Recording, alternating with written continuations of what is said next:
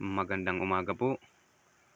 Atin pong pag-aaralan ngayon ang mga katagang Another Comforter sa John 14:16 na sinabi ng Panginoon na marami po sa atin ang hindi nakakakuha ng tamang pakaunawa dito sapagkat ating hindi tinapakinggan ang sinasabi ng Espiritu ni Kristo sa mga iglesia.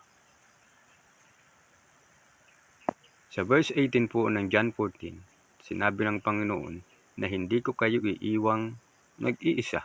Ako'y paririto sa inyo. Kaya malinaw po, kung hindi niya hahayaang comfortless ang mga disciple at siya ipaparito, siya po ang comforter. Ngunit siya patungo sa langit. Kaya paano siya magiging comforter? Kaya sa verse 26, binanggit po ng Panginoong Hesus na ang comforter ay ang Holy Spirit. Sa Ephesians 4:4, binabanggit na meron lamang isang Espiritu, hindi po dalawa, hindi rin po tatlo. Sa 2 Corinthians 3:17, ang Panginoon ay siyang Espiritu. At sa 1 Corinthians 8:6, ang Panginoon ay si Jesucristo. Kaya ang ating konklusyon ay masusumpungan sa 1 John 2:1 ng advocate ay isinalin po din po yan sa wikang Ingles mula sa Griegong Parakletos. Ng advocate na po yan ay walang iba kundi si Jesus Christ. So kung si Jesus Christ ang comforter, bakit niya po dinagdag pa ang katagang another?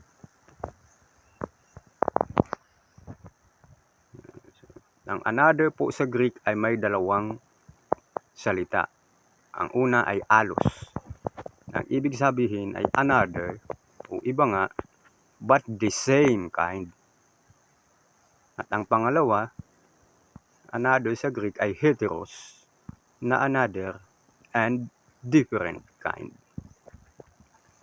So binanggit po ito ng Panginoon na allos parakletos at hindi heteros parakletos sapagkat ang sabi, ang ibig niya sabihin ay siya ay nasa ibang kaanyuan.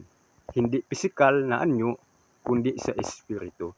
Subalit, mananatiling siya pa rin si Kristo. Another form, not in physical form, but in spirit. But is still the same Jesus.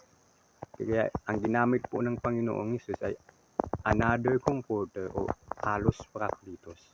Kasi siya ay sa langit, ang kanyang pisikal na katawan, balit ang kanyang espiritu na siya pa rin ay paririto. Kaya another comforter. Not in physical form, but in spirit. But still the same Jesus. So ito po ang ginagamit ngayon ng maraming Trinitarians. Hindi na po allos parakletos, kundi ang gusto po nilang ilagay sa mga kasulatan, sa salita mismo ng Panginoong Hesus ay pilit nilang binabago sa paggagawa nito ng heteros parakletos. Kasi ang sabi po nila, hindi po yun si Jesus. Not Jesus, but another different spirit. Yung tinatawag nilang God the Holy Spirit. Nakita po natin ang pagkakaiba na kung tayo po ay Trinitarian, binabago po natin ang salita ni Kristo na allos parakletos patungo sa heteros parakletos. Pagkat sinasabi natin hindi siya ang comforter, kundi ibang espiritu.